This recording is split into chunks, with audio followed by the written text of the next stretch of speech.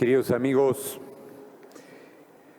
cada semana que venimos compartiendo en este tiempo pascual, viene a nosotros imágenes, recorridos, historias. Lo dijimos desde el primer momento, ¿no?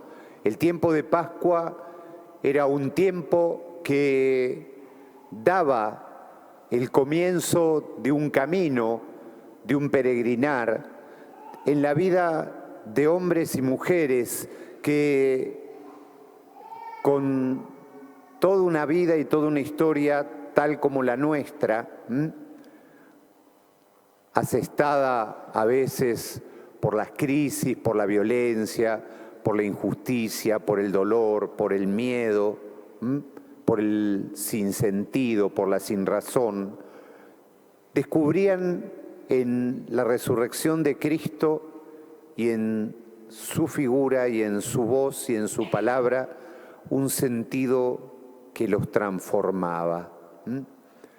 Por eso, cuando a lo largo del tiempo pascual vamos compartiendo y vamos leyendo la palabra de Dios, estamos hablando de textos y de situaciones que acontecieron en vida de Jesús, pero que hoy los miramos a la luz de la resurrección.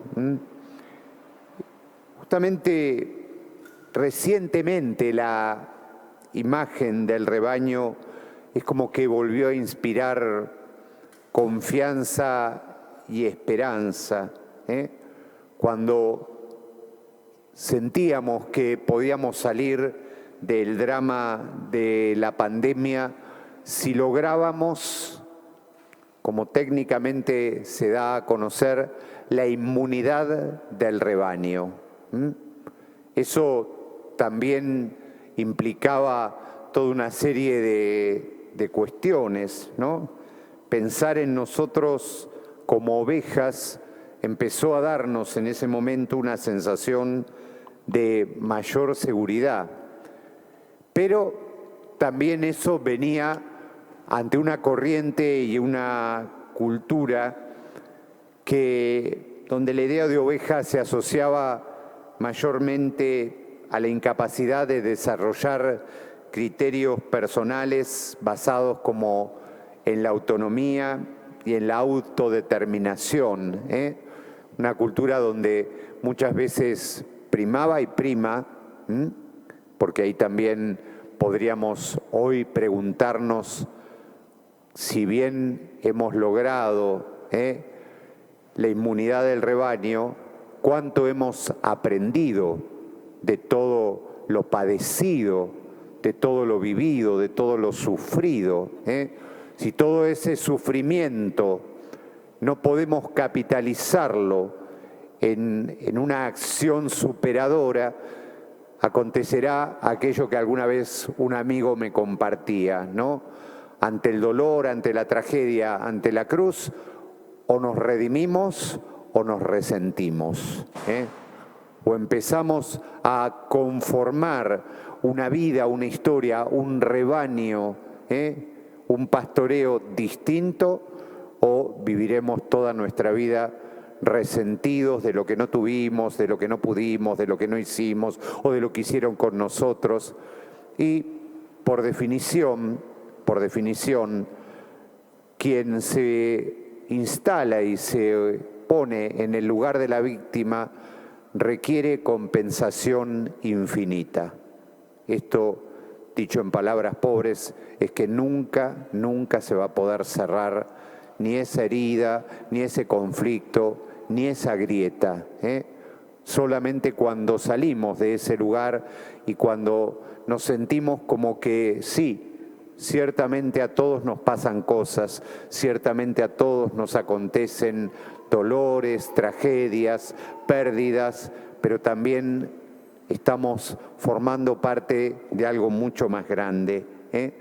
Y todo esto tiene, por así decirlo, sin querer hacer de esto una clase, yo diría remontarnos a esa a esa idea de lo individual, a esa idea que rompía toda concreción o toda construcción comunitaria, podríamos llegar hasta hace más de 100 años, ¿no? En un autor que era Nietzsche, ¿no? En una de sus primeras obras, Nietzsche tenía 30 y pico de años cuando escribió 4 obras que se llamaban Consideraciones intempestivas, ¿no? Que era toda una crítica hacia la cultura europea de ese momento, ¿no?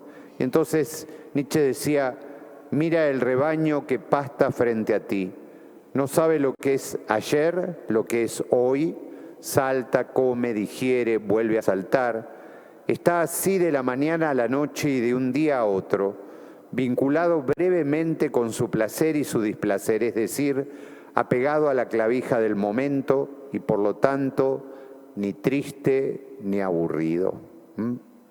Ciertamente tiene todo un sentido, si lo miramos a veces puede ser así nuestra consideración, o más que nuestra consideración, nuestro estilo de vida y nuestro talante.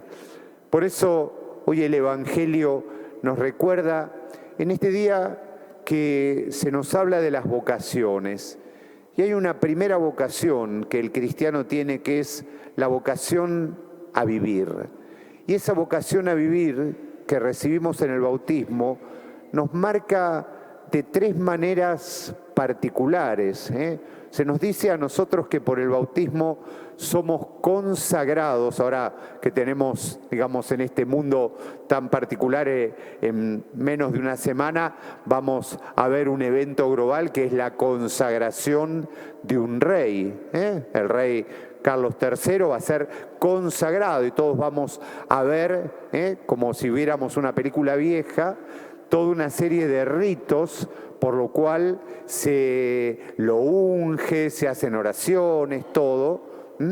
Entonces, volviendo al bautismo, el bautismo dice que hace de nosotros un pueblo de sacerdotes, profetas y reyes.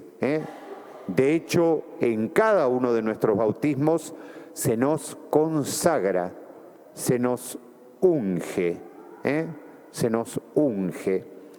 Y acá voy al aspecto real, particularmente, de nuestra vida bautismal y nuestra vida de creyentes. El ser rey no es andar todo el día creyendo que uno tiene coronita, sino algo mucho más profundo y algo que nos invita a tomar en serio la vida.